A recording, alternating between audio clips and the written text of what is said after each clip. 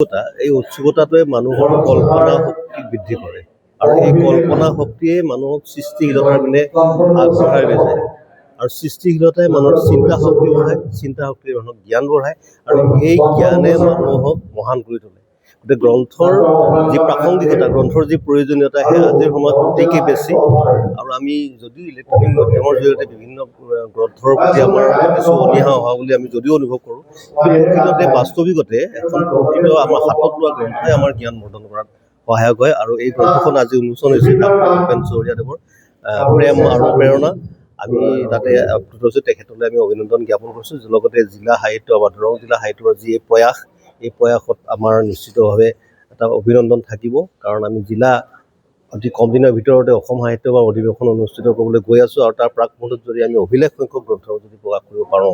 বা জিলা সাহিত্য সভাৰ জৰিয়তে, তেতিয়াহ'লে সি আমাৰ গোটেই অসমীয়া সমাজখনৰ কাৰণে, অসমীয়া ভাষী ৰাইজৰ কাৰণে এটা আশাৰ বতৰা হ'ব।